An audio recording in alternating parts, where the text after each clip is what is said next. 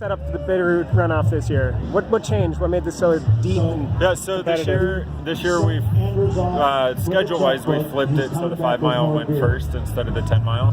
So there's less congestion on the trail. The biggest change is their sun.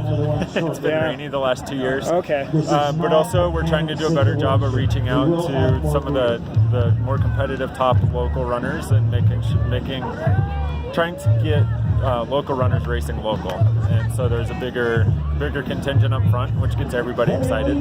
Awesome. So it looked like the race played out pretty good up front. Yeah, obviously Nico is in the field, Mark Mesmer.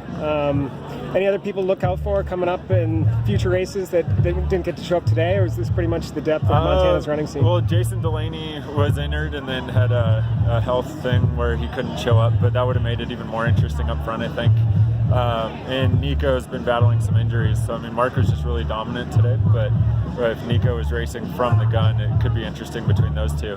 And then on the women's side, is really fun seeing a really competitive women's side this year. It might be one of the deeper women's fields we've seen in a trail race in Missoula recently. How did it stack up? Did you get any feedback about how it went down in the women's race? I mean, Nicole was still out front, but right behind her, I mean, Marley Johnson's moving up really well, making it pretty competitive. She was, and Elizabeth Paddock are both pretty close to Lauren Arnold. Oh, nice. So that's making it interesting. And then a couple people shifting from roads to trails. So you see Mark Mesmer on the men's side, and then who was it? Aaron Forty is in there. Katie White was racing today. Reagan Collier was 4th overall, I think, and it's her first trail race. So we see a lot of people who it's their first trail races up in the lead today.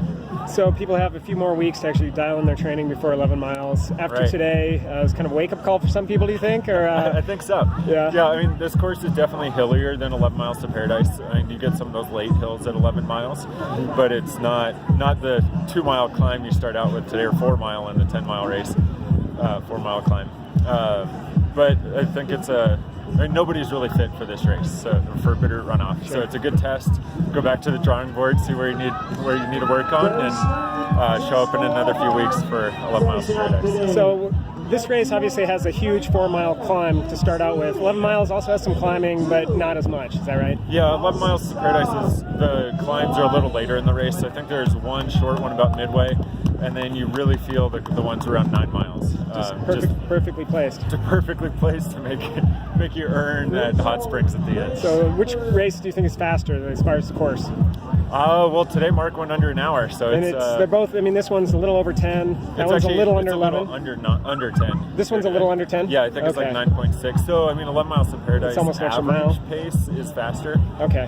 But overall time, this one's proven faster. Although we're trying to get under an hour at 11 Miles to Paradise. So this was the first sub-hour performance. Mark's performance today. Yep. Yeah. So we had 5 guys faster than course record last year, or 4 for sure faster. I haven't seen the exact time, but 5 were right around Nico last year. Okay. Awesome. Yeah. Looks like things are going to get exciting this year. Yeah. It's been a great year for running. Thanks to Runner's Edge for making it happen. Yeah. All right, man.